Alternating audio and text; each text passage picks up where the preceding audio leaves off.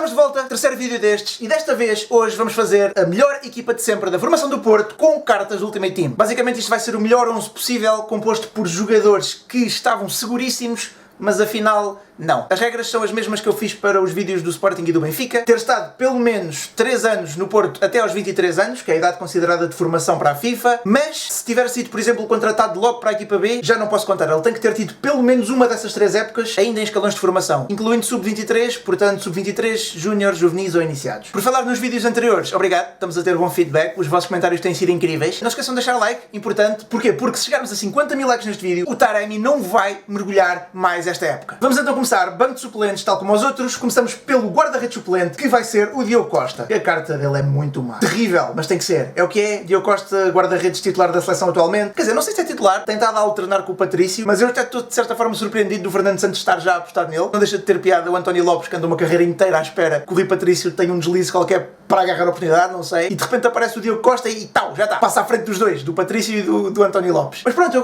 gosto disso. Segundo suplente vai ser um lateral que vai ser o Rafa Soares. Porque ele tem uma boa carta, olha aqui, lateral esquerdo, 84, e também é um bom lateral, ok? Não é nenhum fora de série. O que é que fazia mais sentido se estivéssemos a olhar à realidade em vez de olhar às cartas do Ultimate Team? Obviamente, o João Mário, que como veem, pronto, eu não o ponho porque ele nem sequer aparece aqui. E lá está, ele é lateral direito, podia estar no banco também, mas tem uma carta de 71 só. Próximo suplente, central, e escolhemos o André Pinto. Eu sei, o André Pinto não é nenhum craque, eu sei. É como diria o Varandas, né? Em terra de rei, quem tem olho é cego. Portanto, André Pinto, central, eu sei que na realidade ele também não é nada especial, mas esta carta, apesar de tudo, não é má de todo. E ele é alto, né? É alto, é besta, 84 de físico ali. Vamos continuar para o meio campo e aqui eu escolhi o Atsu. A carta melhor dele é esta do Newcastle, aliás, exatamente. É aqui uma carta boa do Porto, mas vamos por esta porque a regra é a mesma, vocês sabem, escolhemos sempre a melhor carta possível. E o Atsu é um bom jogador, ok? Aqui está na posição de médio esquerdo. Não estamos a pôr médio defensivo, já devem ter reparado. Honestamente eu não me lembrei de nenhum médio defensivo assim tão bom como repararam. O 11 inicial também não tem nenhum médio defensivo. Se lembrarem de algum, comentem aí. Continuando, aqui próximo médio, vamos pôr o Fábio Vieira. Fábio Vieira, que infelizmente tem uma carta quase tão má como a do João Mário. Eu honestamente não me estava a lembrar de mais médios. E apesar de tudo, o Fábio Vieira nós sabemos que é bom. Obviamente agora no próximo FIFA vai ter uma carta bem melhor que esta, ainda por cima assinou pelo Arsenal, portanto acredito que tenha pelo menos uns 78 ou 79. Apesar de tudo ainda é jovem, vai ter margem de evolução para modos carreiras, etc. Mas pelo menos uns 78 ou uns 79 faz todo o sentido estar no banco. Outro jogador também que deveria estar no banco seria o Francisco Conceição. Infelizmente ele nem sequer existe no Ultimate Team. Eu procurei de todas as formas e não existe. Mas a carta dele, no entanto, também não é nada de especial.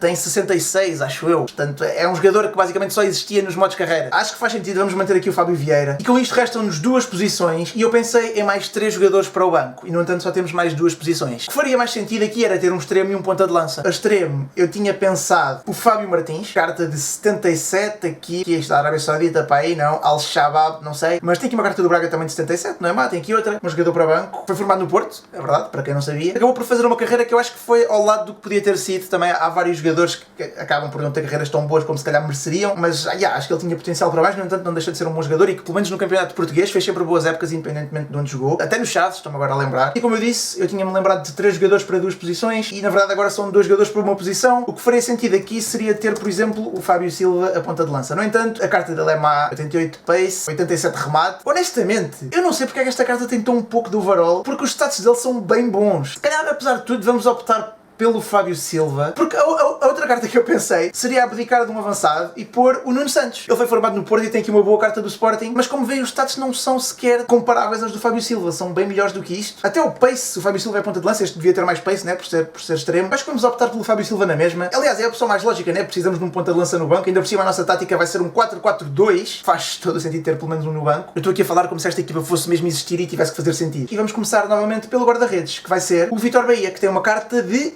Icon. Esteve 4 ou 5 épocas na formação do Porto, subiu à equipa B, depois subiu à equipa principal, portanto fez o percurso todo. Dos melhores guarda-redes portugueses da história, não há muito a dizer, não é? Será entre ele, o Rui Patrício, Damas, ou o Bento do Benfica, não sei. O Vítor Bahia, apesar de tudo, ganhou uma Champions pelo Porto, não é? Que não é propriamente fácil. O Rui Patrício ganhou o Europeu pela seleção. Foi o melhor da sua geração. Pronto, podemos fechar o assunto aqui. Dupla de centrais, do lado direito vamos pôr o Bruno Alves, bom central, ainda por cima aqui tem uma carta do Porto e tudo, da 84, não é mau. Jogador de seleção a carreira toda, campeão europeu por Portugal, também teve épocas muito boas no Porto, aliás, foi a melhor fase da sua carreira, se calhar foi no Porto, ou no Zenit, não sei, mas provavelmente no Porto até fez melhor que o Zenit. Esteve mais tempo na formação do Varzim do que do Porto, mas cumpre os requisitos que nós estabelecemos, né? Teve pelo menos uma época nos Júniores, depois teve a equipa B e depois subiu eventualmente à equipa principal. Andou também emprestado, depois pelo meio. E o outro está mais ou menos na mesma situação do Bruno Alves, vai ser o Ricardo Carvalho, que tem esta carta de 86 do Real Madrid. Este para mim é talvez o melhor central português que eu vi jogar. Ricardo Carvalho e Pepe são sem dúvida os melhores centrais portugueses que eu vi jogar e fizeram a melhor dupla de sempre da seleção. Dificilmente algum dia vamos voltar a ter uma dupla tão boa, principalmente quando estavam os dois no Real Madrid, né? Eram parceiros no Real e na seleção, portanto funcionavam bem. Por falar em Pepe, por acaso muitos de vocês comentaram que eu me esqueci do Pepe no vídeo do Sporting. Não me esqueci, na verdade o Pepe não foi formado no Sporting. Muitos de vocês veem aquela fotografia do Pepe e do Ronaldo a correr lado a lado. O que aconteceu é que ele acho que treinou no Sporting à experiência durante uma pré-época, acho eu, foi isso. Ele não foi formado no Sporting, ele nunca fez sequer uma época inteira no Sporting. Outro jogador que dizem que eu me esqueci no vídeo do Benfica foi Danilo Pereira. Só teve 2 épocas no Benfica, portanto não cumpre o requisito de ter estado pelo menos 3 épocas, por isso é que eu também não considerei. Em relação ao Ricardo Carvalho, tal como ao Bruno Alves, ele não esteve a maior parte do tempo na formação do Porto, teve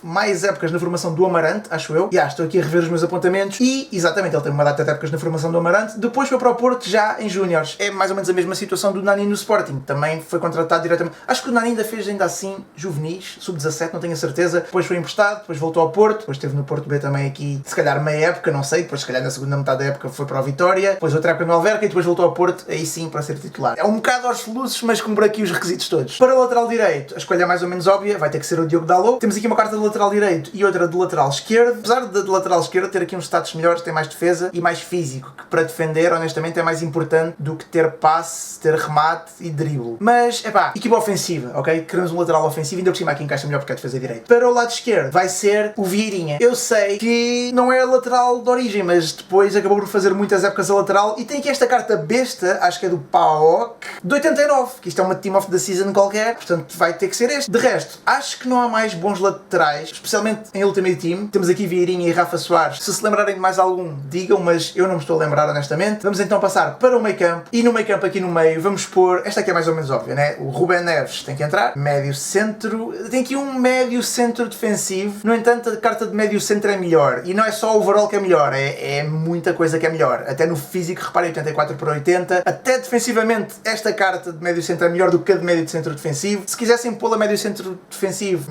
basicamente, trinco, também servia, como é óbvio. A dúvida não é se ele entra na equipa ou não, a dúvida seria só em que posição o colocar. Na verdade, podemos fazer isto assim, médio centro defensivo. Ok, mudamos a carta, mas não mudamos, a posição dele não vai um bocadinho para trás, para isso tínhamos que mudar a tática. Temos mais 2 médios centro. Aqui na direita vamos pôr o Sérgio Oliveira. Eu não sou assim grande fã dele, tem aqui uma carta de 89, não há grandes dúvidas, né? Há jogadores que eu preferia pôr no 11 em vez dele, por exemplo, preferia muito mais ter posto o Fábio Silva aqui, mas não dá, o Ultimate Team não quis dar-nos essa oportunidade. E do lado esquerdo, lembram-se que na equipa do Benfica eu disse que o André Gomes teria que ser considerado formação do Porto, e é isso mesmo que vamos fazer. O André Gomes vai para a formação do Porto e não para a do Benfica. Tem aqui esta carta de 91, André Almeida, logo a seguir com 90 a lateral direito.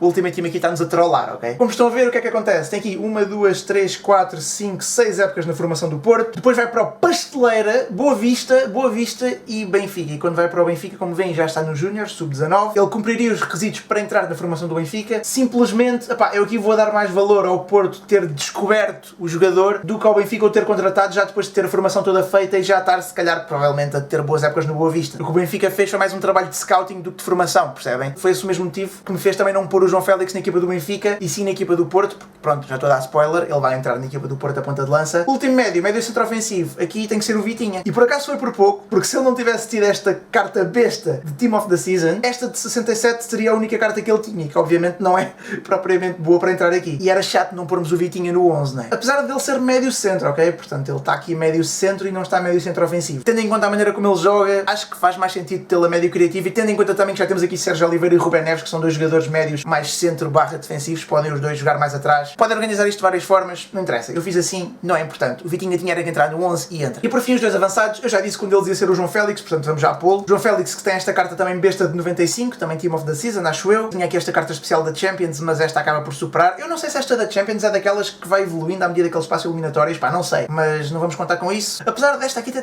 mais remate e físico também. Remate e físico são 2 características que provavelmente são as 2 melhores, ou seja, as mais importantes para um avançado. No entanto, em termos de overall, esta faz subir o overall médio da equipa, portanto vamos manter este João Félix. Já expliquei o motivo, quando expliquei o André Gomes, portanto, mesma razão, vou dar mais valor ao facto do Porto ter descoberto o jogador em jovem e ter começado a trabalhá-lo na formação e ele ter estado 6 épocas na formação do Porto, do que ao Benfica, que basicamente foi mais trabalho de scouting e encontrou um bom jogador já na formação de outro clube para o contratar, percebem? Se vocês quiserem pôr o João Félix na equipa do Benfica, funciona com o critério que eu estou a aplicar. Ele tem a mesma as 3 épocas antes dos 23 anos e tem uma no juvenis e outra no júniores, portanto também fez esse processo todo. Simplesmente eu não quis estar a repetir jogadores e entre pôr no Porto ou no Benfica, para mim fez mais sentido pôr na do Porto. O outro avançado, também acho que é mais ou menos óbvio, vai ser o André Silva. Tem esta carta de 91 do Frankfurt. Ele teve uma época incrível no Frankfurt, não estou a falar desta época, estou a falar da época anterior a esta. Estou a ver aqui, ele fez em 34 jogos, fez 29 golos e 7 assistências. Isto é absurdo, porque ele foi o segundo melhor marcador só atrás do Lewandowski, quer dizer, o Lewandowski não conta, portanto para mim ele foi o melhor marcador da Bundesliga. Foi convocado para o Euro 2020 e até por acaso acho que ele podia ter entrado em certos jogos, especialmente com a Bélgica, acho que ele podia ter entrado mais cedo, mas para ser titular acho difícil com os jogadores que temos, acho muito difícil algum dia ele vir a ser titular, mas é sempre aquele jogador muito útil para ter no banco, está a ter uma carreira boa, também dos melhores avançados que o Porto formou. Por acaso lembro-me que ele e o Gonçalo Paciência estavam mais ou menos ao mesmo nível, ou pelo menos tinham a mesma idade, falava-se muito nos dois, não é? E foram os dois para o Frankfurt, mas o André Silva acabou por vingar muito mais, não significa que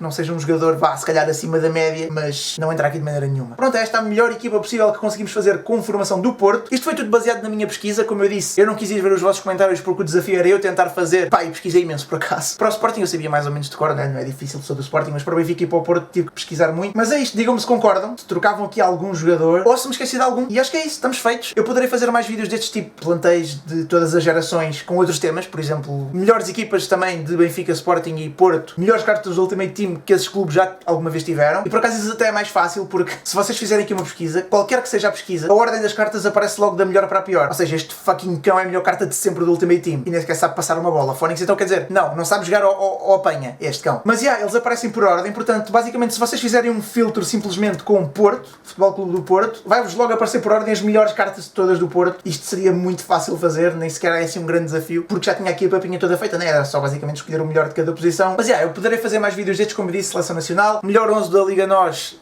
agora Liga Bwin. E é isso, mais uma vez, não se esqueçam de pôr like, ajuda sempre muito a divulgar. Muito obrigado por todo o vosso apoio, muito obrigado mesmo, até à próxima, fiquem bem e que maneira esteja convosco, tchau!